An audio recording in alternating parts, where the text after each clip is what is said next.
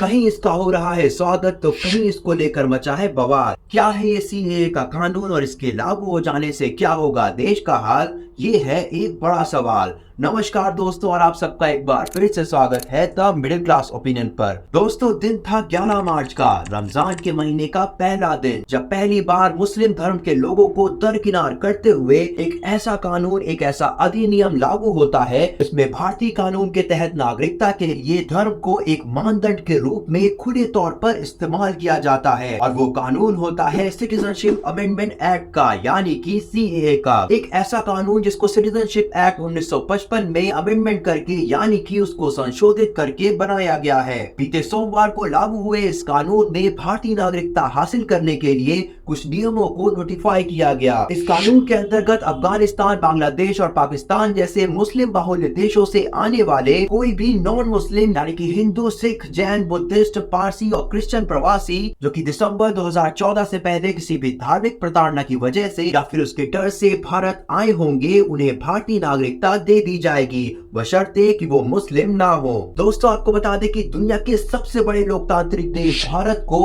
दुनिया भर में सिर्फ इसलिए क्रिटिसाइज किया जा रहा है क्योंकि उसके इस कानून में धार्मिक भेदभाव देखने को मिल रहा है। The office of the UN high commissioner for human rights ने इस कानून को फंडामेंटली डिस्क्रिमिनेटरी बताते हुए ये कहा है कि इस कानून का मोटिव तो सही है, लेकिन इसमें जातीय भेदभाव नहीं होना चाहिए था। आलोचकों का ये कहना है कि इस कानून को नेशनल रजिस्टर ऑफ सिटीजन्स, यानी कि एनआरसी के लिए इस्तेमाल किया जाएगा, जिसके अंतर्गत भारत के नागरिकों का रिकॉर्ड रखा जाएगा और जो भी प्रवासी वैलिड डॉक्यूमेंट दिखाएगा वही भारत का नागरिक कहलाएगा। और तब ऐसे मुस्लिम जिनके पास वैलिड आईडी प्रूफ या फिर बर्थ सर्टिफिकेट्स नहीं होंगे, वो ना तो हिंदुस्तान के रहेंगे और ना ही किसी और देश के, यानी कि उन्हें स्टेटलेस स्टेट में छोड़ दिया जाएगा। वही बहुत से लोगों ने ये सवाल उठाए हैं कि तिब्बत के रिफ्यूजी, श्रीलंका के तमिल्स और म्यांमार के रोहिंग्याओं को इस कानून में शामिल क्यों नहीं किया गया, जिस पर भारत सरकार का ये कहना था कि अफगानिस्तान, बांग्लादेश और पाकिस्तान एक मुस्लिम बाहुल्य देश है, इसलिए वहाँ पर मुस्लिम जाति के लोगों को धार्मिक प्रताड़नाएं नहीं सहनी पड़ती और वो वहाँ पर सुरक्षित है। लेकिन आपको बता दें कि हजारा और अहमदी जैसे मुस्लिम ग्रुप्स भी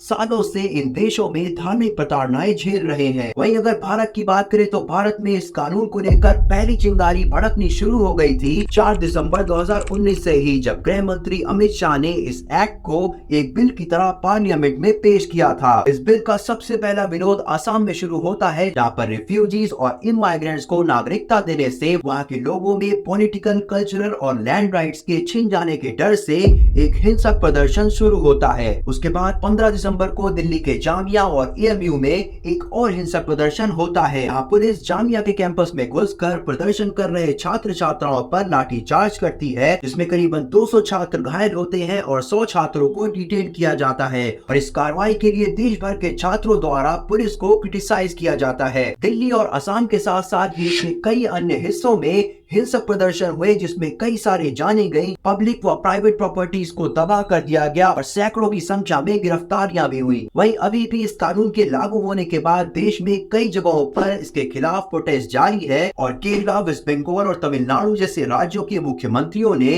इस कानून को अपने राज्य में इम्प्लीमेंट करने से इनकार कर दिया है। वहीं दोस्तों, इस कानून के अंतर्गत एक बड़ा बदलाव ये भी है कि देशीकरण, यानी कि नेचुरलाइजेशन के लिए निवास की आवश्यकता को 12 वर्षों से घटाकर 6 वर्ष कर दिया गया है। आपको बता दें कि इससे पहले सिटीजनशिप एक्ट 1955 में यह प्रावधान था कि अगर कोई भी विदेशी 12 वर्षों तक देश में रहता है और अपनी किसी भी पहली राष्ट्रीयता को त्याग देता है, तो उसको प्राकृतिक रूप से भारतीय नागरिक बनाया जा सकता था और उसमें मुस्लिम समुदाय के लोग शामिल होते थे। लेकिन इस नए बदलाव में मुस्लिम जाति के लोगों को जरा भी जगह नहीं दी गई है। इन लोकसभा इलेक्शन से ठीक पहले ही सरकार ऐसा क्यों कर रही है? दोस्तों, आपको बता दें कि इस वक्त देश में लाखों की संख्या में इलीगल माइग्रेंट्स मौजूद हैं, जिनमें से ज्यादातर माइग्रेंट्स तो बांग्लादेश से इलीगल तरीके से भारत आए हैं और जिनमें से बहुतों को तो भारत के चुनावों में मतदान करने का हक भी मिल चुका है। जानी मानी Indian political scientist Neerja Jayal का ये कहना है कि इलीगल माइग्रेंट्स का इस्तेमाल हमेशा से ही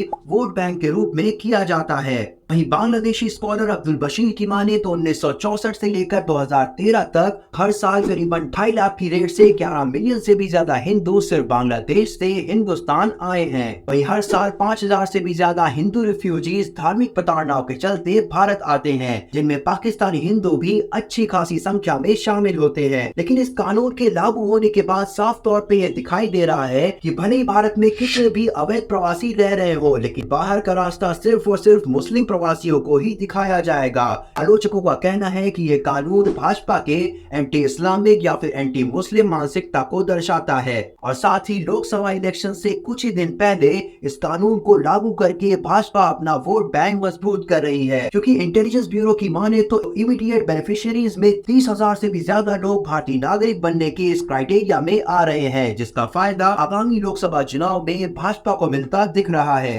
दोस्तों, इसमें कोई शक नहीं कि मुस्लिम्स को इस संशोधन में नजरअंदाज किया जा रहा है, लेकिन सरकार अपने निजी स्वार्थ के लिए ये क्यों भूल रही है कि दुनिया के हर कोने में और कई सारे इस्लामिक स्टेट्स में भी हिंदू प्रवासी व हिंदू एनआरआईज मौजूद हैं और पिछले कुछ सालों से विदेशों में रह रहे भारतीय प्रवासियों के प्रताड़ित होने की खबरें आती रहती हैं। इस कानून के जरिए बीजेपी अपना पॉलिटिकल उल्लू तो सीधा कर ले रही है, लेकिन जाने अनजाने दुनिया की नजरों में भारत की छवि खराब हो रही है। दुनिया के जिस सबसे बड़े लोकतंत्र का उदाहरण दुनिया देती थी, वही लोकतांत्रिक देश लोकतंत्र के आदर्शों से दूर होता जा रहा है और ये एक चिंता का विषय है।